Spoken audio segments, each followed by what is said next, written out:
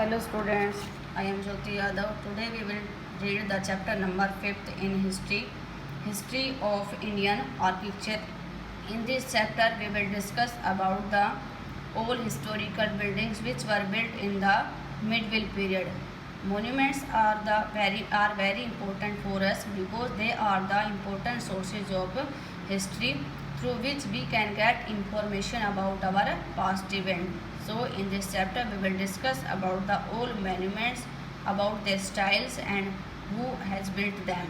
So now let us start. In the medieval period, rulers and their officers built many monuments because they are the monuments, so the rulers has built them so many monuments in the memories of their victory and the other things. They are very old buildings which have existed for many centuries, and they are very old building because the time period of medieval period was the 8th century to 18th century, but now they are all also existed because our government is take caring of these buildings. They are very important for us, and now they has become a large part of our tourist system, and our country is earning so much money through these monuments. So our government is responsible for take care of these monuments. So they can be divided into two broad categories, but these monuments are categorized into two categories. First is the religious monuments. Religious monuments related with any particular religion, or secular monuments means not related any particular monuments. Religious monuments, they are the building which provide a place of worship such as temples, stupas, mosques, churches and synagogues. Means they are related with a particular religion of a particular ruler. Suppose a ruler was belonging to Hinduism, that he should make a temple, and suppose a ruler is belong to from the Muslim religion, that he should build a mosque, and other religions means अलग worship places. कि अगर कोई राजा हिंदू धर्म को follow करने वाला था, means Hindu राजा था, तो उसने क्या बनवाए, टेम्पल्स बनवाए. अगर मुस्लिम था तो उसने क्या बनाए, मॉस्क्स बनाए. और अगर किसी और धर्म से रिलेटेड था तो वो क्या था, उस तरीके से अपने वर्शिप के प्लेसेज उन्होंने बनवाए थे. तो वो भी क्या है, मोन्यूमेंट्स है. Through this religious monuments we can get information about the religion which was available, which was presented, and religious beliefs which were presented in that at that time, and which type of religious customs and festivals were followed by the people of that particular time period. Clear? Now next, secular monuments. They are the building which had a more practical and everyday use, such as forts, tombs, palaces, halls, bawdis, cities and havelis. Means these monuments were related with their personal life of their particular rulers, means in which they were living, in which they were using for protecting his family, and halls means meeting halls etc. means इनमें बहुत सारी चीज़ें बनवाई थी जिनके अंदर वो, जिनको अपनी पर्सनल लाइफ में वो यूज़ करते थे, चाहे वो रहने के लिए पैलेस थे, टॉम्स थे मेमोरी के लिए, या फिर फोर्ट्स थे, और सिटीज़ वगैरह कंस्ट्रक्ट की थी. ठीक है. They were safe, protected and grandiose places of rest. और आज भी वो काफ़ी सेफ है एंड प्रोटेक्टेड है आवर गवर्नमेंट. नेक्स्ट है, rulers constructed these monuments because of the following reasons. अब इनके पीछे बनाने का रीज़न क्या था. Generally we are construction our houses for living places. ठीक है. कोई ना कोई रीज़न होता है, कोई भी बिल्डिंग बनाते हैं तो उसके पीछे कोई रीज़न होता है, कोई पर्पज़ होता है. तो ये जो मोन्यूमेंट्स राजाओं ने बनवाए थे, इनके पीछे क्या रीजन्स थे उनके बारे में पढ़ते हैं. सबसे पहला, to celebrate their victories. Means कोई भी राजा अगर कोई युद्ध जीत कर आता था तो उस युद्ध की जीत को सेलिब्रेट करने के लिए कोई चीज़ बनवा देते थे, या कोई टॉम्ब बनवा दिया, कोई सिटी बनवा दी, या कोई अच्छी चीज़ बनवा दी जैसे टैंक, वेल्स वगैरह. तो ये याद रहता था कि राजा ने इस जीत के बाद इस चीज़ को बनवाया था. ठीक है. Secondly, to display their position, power and wealth, and for showing their position, power and wealth to the other rulers. कि बाकी राजा लोगों को अपनी पोजीशन, अपनी पावर और अपने पैसे का पता, पैसे के बारे में जानकारी देने के लिए भी वो इस तरह को यूज़ करते थे, इस चीज़ को यूज़ करते थे. जैसे जनरली साउथ इंडिया में जो टेम्पल्स बने हैं वो बहुत ही हाइट पर हैं और साथ में उन पे बहुत ज़्यादा पैसा भी लगाया था। तो इससे ये पता चलता है कि जो साउथ के रूलर्स थे वो काफ़ी प्रोस्परस थे। ठीक है, नेक्स्ट है to demonstrate their devotion to god, कि अपने भगवान की पूजा करने के लिए वो सारी चीज़ें मंदिरों के अंदर प्रेजेंट करते थे। Means through these religious monuments we can get about the religious beliefs of that particular ruler. Next, to earn the goodwill of the people, many public buildings such as wells, tanks, etc. were also built. और कई बार तो वो क्या है, लोगों की take care के लिए जो बिल्डिंग्स बनवाते थे जिसमें टैंक, वेल्स एंड सराय, धर्मशाला एक्सेट्रा, कि this is the responsibility of a ruler that he and she should be take care of their people, like as our democratic government. Our democratic government is responsible for these type of buildings, for construction these type of buildings. So at that time also rulers were responsible for construct these type of buildings. Next, to display their own god like qualities and for displaying the displaying on the walls about the religious beliefs. और किसी भी धर्म का belong करने वाला राजा, चाहे वो हिंदू था या मुस्लिम था, हिंदू था तो मंदिरों के ऊपर अपने धर्म की क्वालिटीज़ के बारे में लिखवाता था, और मुस्लिम था तो मॉस्क्यूज़ के अंदर। तो इससे ये पता चलता था कि वो किस तरह के देवता की पूजा करते थे।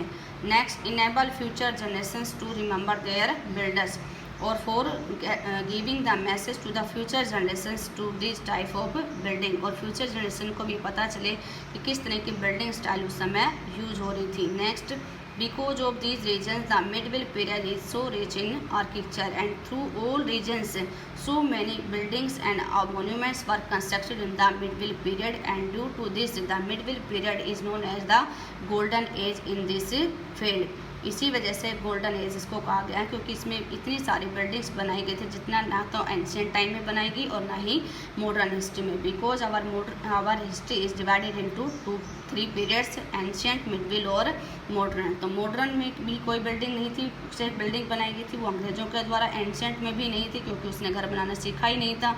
और मिडविल पीरियड में मानो क्या हो गया था, काफ़ी डेवलप्ड हो गया था, इसलिए उसने अपने ज़रूरत के अकॉर्डिंग क्या बनाने स्टार्ट कर दिए, बिल्डिंग्स बनाने स्टार्ट कर दिए। तो इसलिए मिडविल पीरियड को गोल्डन एज कहा जाता है। नेक्स्ट है, beside rulers construction activity was also carried out by others such as merchants, कि राजा के द्वारा कुछ और बिल्डिंग्स भी बनाई जाती थी जो किसने बनवाई थी, मर्चेंट जो बहुत ज़्यादा बड़े व्यापारी होते थे। ठीक है, क्योंकि उनको राजा प्रोटेक्शन देता था, उनकी सारी हेल्प करता था, तो वो भी अपने राजा के लिए कुछ ना कुछ चीज़ें बनवाते रहते थे, जैसे टेम्पल्स, मॉस्क्यूज एंड वेल्स। ये बिल्डिंग थी जिनको मोस्टली कौन कंस्ट्रक्ट करवाते थे, मर्चेंट, जो काफ़ी रिच पर्सन होते थे। ठीक है, आगे बढ़ते हैं फैक्ट एंड इंफॉर्मेशन में। Qutub Minar was construction by Qutbuddin Aibak around 1199। Qutub Minar we have discuss in previous chapter that who constructed Qutbuddin Aibak, but it was completed by Iltutmish because Qutbuddin has dead, क्योंकि उसने स्टार्ट तो कर दिया था अपनी एक मेमोरी के लिए, इसी लिए इसका नाम रखा गया था कुतुब मीनार, लेकिन इसको पूरा किया था उसके बेटे, उसके ही दामाद ने, इल्तुतमिश ने। ठीक है, it is the tallest brick minar in the world, और ये संसार का सबसे बड़ी मीनार है। It is not exactly erect and is slightly tilted towards one side, सीधी नहीं है, जैसे हमारी अर्थ क्या है झुकी हुई है अपने एक्सिस पर, ऐसे ही है एक साइड से क्या है, थोड़ी सी झुकी हुई है। ठीक है, style of architecture and construction. अब जो स्टाइल थी इन मोन्यूमेंट्स की, वो कौन क्या क्या स्टाइल थी, मतलब किस तरह से इनको कंस्ट्रक्ट किया गया था, वो पढ़ेंगे। ठीक है, monuments of the medieval period provide a vision into the technologies used for construction. Vision का अर्थ होता है कल्पनाएं, means the monuments are giving about the visions of and the technology of the construction की। उस समय किस तरह की लोग कल्पना करके अपने बिल्डिंग को कंस्ट्रक्ट करते थे। जनरली आज हम अगर बिल्डिंग को कंस्ट्रक्ट करते हैं तो मोस्टली किस पर होती है, बीम्स के ऊपर, पिलर्स के ऊपर। तो ये हमारे ये होता है कि ये क्या फिर रहेगी, स्ट्रॉन्ग रहेगी। तो उस समय कौन सा विजन होता था, किस चीज़ को लेकर लोग कंस्ट्रक्ट करते थे। For example, it is easy to make a roof of a room by placing wooden beam, कि लोग ये समझते थे कि अगर किसी कमरे में छत को बनाना है, छत डालनी है, तो उसके लिए क्या रखेंगे हम, एक वुडन बीम, एक लकड़ी की बीम बनाएंगे। जनरली अगर आपके आसपास कोई घर हो पुराना तो आप वहाँ देखना, उसमें लकड़ी की क्या मिलेगी आपको, बीम्स मिलेंगी, मतलब लकड़ियाँ मिलेंगी। जैसे हम किस में यूज़ करते हैं, जब हम लेंटर डालते हैं तो उसमें यूज़ करते हैं, तो उस समय इस वुडन बीम को यूज़ करते थे छत डालने के लिए। और ए स्लैब और stone across 4 walls on the other hands, और या फिर एक स्लैब बनाते थे। स्लैब जनरली आज हम किस में बनाते हैं, अपने किचन्स के अंदर, ठीक है, लेकिन उस समय क्या बनाते थे, चारों दीवारों के आसपास उसको बनाया जाता था। ये उनकी स्टाइल थी कि वो किस स्टाइल से उसको बना रहे थे। It becomes difficult if we want to make, और ये बहुत ही मुश्किल होता था कि अगर हमें ए लार्ज रूम, कि एक बहुत बड़ा रूम बनाना होता था,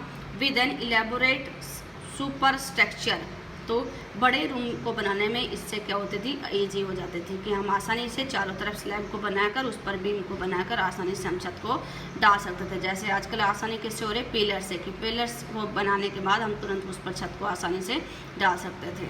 these types of the structure require more sophisticated means important, और इन्हीं की वजह से क्या है, एक बहुत ही अच्छे कुशल की, और इस सब चीज़ को बनाने के लिए अच्छे स्किलफुल, मतलब अच्छे नॉलेजफुल और एक्सपीरियंस पर्सन की ज़रूरत उस समय होती थी, क्योंकि हर कोई ये काम कंस्ट्रक्शन का कर नहीं सकता था।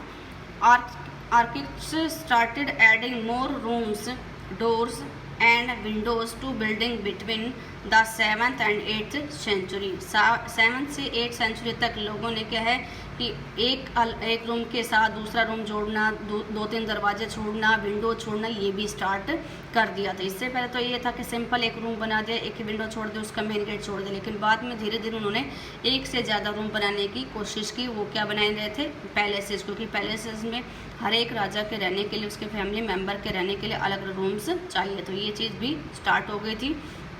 During this period, roofs, windows and doors were made by placing a horizontal beam। और अब जब आपस में रूम्स को कनेक्ट करना था, विंडोज़ को बनाना था, तो उसमें क्या कर दिया, चेंज कर दिया। पहले तो सीधी बीम को बनाए जाते थे, लेकिन अब वो क्या कर दी, हॉरिजॉन्टल बीम बनाई, एंड अक्रॉस 2 वर्टिकल कॉलम्स, और साथ में किसको जोड़ा, उसमें आपस में 2 वर्टिकल कॉलम्स को जोड़ दिया, मतलब 2 पिलर्स जो होते हैं उनको आपस में जोड़कर उन्होंने ये चीज़ है वो स्टार्ट कर दी।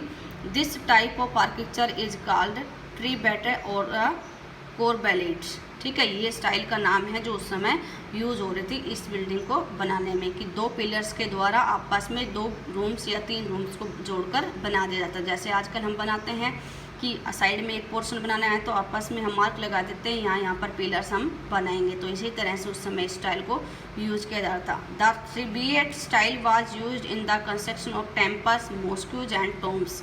जनरली इस तरह की जो स्टाइल थी वो टेम्पल्स, मॉस्क्यूज और टॉम्ब्स को बनाने में यूज़ हो रही थी। And in building attached to large stepped walls between the 8th and 13th century, and this style was used in between the 8th and 13th centuries, ठीक है। नेक्स्ट है Quwwat al Islam mosque Qutub Minar complex in Delhi, and example of corbelled architecture से। ये इसका सबसे बड़ा example. आपने कुतुब मीनार देखी होगी, नहीं देखी तो कब देखने का मौका मिले तो आप देखना, और उसके स्टाइल को देखने की, अंडरस्टैंड करने की, समझ को उसको कोशिश करना, ठीक है। आगे पढ़ते हैं चांद बावड़ी इन दूसा। ये बावड़ी मैंने बता दिया, मीन्स नहाने के लिए जो प्लेस राजा लोग अपने महल के अंदर छोड़ते थे उसको कहते थे बावड़ी, ठीक है। आपने कोई बावड़ी देखी है, अगर नहीं देखी है तो इधर नीमरण में एक बावड़ी है, आप उसे देखने की कोशिश करना, कहीं आपको पता चल जाएगा किस तरह से थी। 2 main technologies and styles developed which are noticeable from the 12th century are given blue. सबसे पहले इसमें 2 स्टाइल यूज की 12th सेंचुरी में। देखो टाइम के अकॉर्डिंग स्टाइल क्या हो रही थी, चेंज हो रही थी। आज भी टाइम के अकॉर्डिंग क्या स्टाइल चेंज है। पहले लोग कैसे घर बनाते थे, फिर उसके बाद कैसे पहले कच्चे बनाते थे, फिर ईंटों से बनाने लगे, ईंटों में भी फिर बीम्स वगैरह नहीं होती थी, आजकल हम टोटली बीम्स पर बनाते हैं। तो ये स्टाइल क्या है, चेंज हो रही है। तो ऐसे ही उस समय चेंज हो रही थी style. The weight of superstructure about the doors and windows was sometimes carried by arches।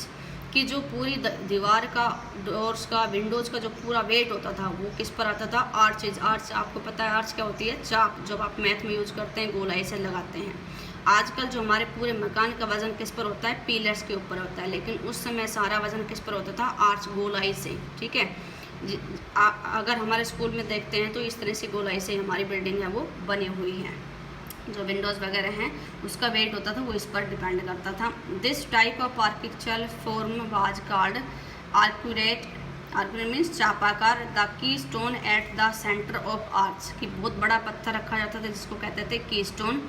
Arch transferred the weight of the super sector to the base of the arch, और इसी से बाकी एरिया दोनों हिस्से में क्या है? पूरी आर्क, मतलब एक पॉइंट। जैसे हम आर्क लगाते हैं तो पहले एक मार्क करते हैं, ठीक है, किसी भी मैथ के उसमें देख लेना आप ट्रिग्नोमेट्री में कि जब आप चाप लगाते हो, आर्क लगाते हो, तो पहले एक पॉइंट को पॉइंट आउट करना पड़ता है। तो ऐसे ये पत्थर होता है, इसके आधार पर इधर भी चाप लगाते हैं, चाप की शेप की बिल्डिंग बनाते हैं, और इधर भी बनाते हैं, और उन दोनों को क्या करते हैं? ज्वाइन कर देते हैं। तो सेम थिंग ही ऐसा है इसमें भी।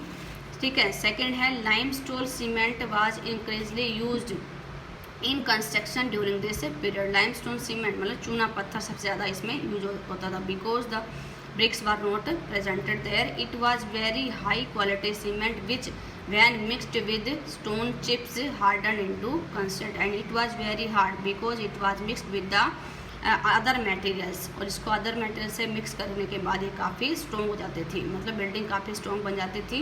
This helped in the construction of large structure easier and faster, और इससे बड़ी से बिल्डिंग हम आसानी से बना सकते थे, because it was very strong for this. ठीक है, सॉरी। नेक्स्ट अब जिसमें इसमें क्वेश्चन है, देखो, what is the function of the keystone at the centre of the arch, की जो की स्टोन रखा जाता है आर्च के अंदर, उसका मेन फंक्शन क्या है? For carrying the weight of doors and the Windows. ठीक है, next give 2 examples of religious monuments. Religious monument के 2 एग्जाम्पल आप, कोई भी टेम्पल है फेमस है, और कोई भी मॉस्क्यूज है, जैसे कुतुल इस्लाम है, जामा मस्जिद है, ये इसमें आ जाएंगे। नेक्स्ट है monuments were safe protected and grandiose place of rest, ये क्या है? Secular monuments. ठीक है, नेक्स्ट है religious monuments. They were generally beautifully constructed because of the following reasons. अब इनके रीजन पढ़ेंगे कि for which purpose the rulers were construction these religious monument. सबसे पहला तो ये पता ही है, because they were the places of worship. Religious है means they are related with the any religion, so they were the worship places. ठीक है, सबसे पहला तो ये रीजन है कि राजा को अगर पूजा अर्चना करनी होती थी तो उसके लिए वो बनवाते थे। Secondly, they were also meant to demonstrate the power, wealth and devotion of the patron. Same thing, we have already discussed this thing. Example के लिए कौन कौन से राजाओं ने मंदिर बनवाए? जैसे Raja Rajeshwar temple indicate that it was built by king Raja Rajdev for the worship of his god Raje Rajeshwaram, कि राजा राजदेव ने ये मंदिर बनवाया था अपने इष्ट देवता जिसका नाम था राजा राजेश्वरम, और इसी इष्ट देवता के नाम पर इस मंदिर का नाम भी राजा राजेश्वरम रख दिया। अगर इस पर ये सब कुछ नहीं लिखा होता तो हमें पता नहीं चलता कि वो राजा किसकी पूजा करता था। अगर उसमें मूर्तियाँ वगैरह नहीं होती तो वो पता नहीं चलता था कि कौन सा राजा किस देवता की पूजा करता था। ठीक है, नेक्स्ट है the Raja Rajeshwaram temple located at Taliparamba in the Kannur district of Kerala, south India, because he was the Chol ruler and the Cholas has ruled on only South India. So many buildings, so many temples were constructed by the Chol rulers and they are very prosperous and the wealthy position in today also. Our government is earning so much money from these temples, and through these temples we know about that the rulers of the South India like Chola, Cheras and Pandyas were very powerful and the prosperous, क्योंकि इतने बड़े बड़े मंदिर, इतने सुंदर मंदिर बनवाने में बहुत ज़्यादा पैसा भी लगा था, तो इससे ये पता चलता है कि वो कितने पैसे वाले थे, prosperous थे।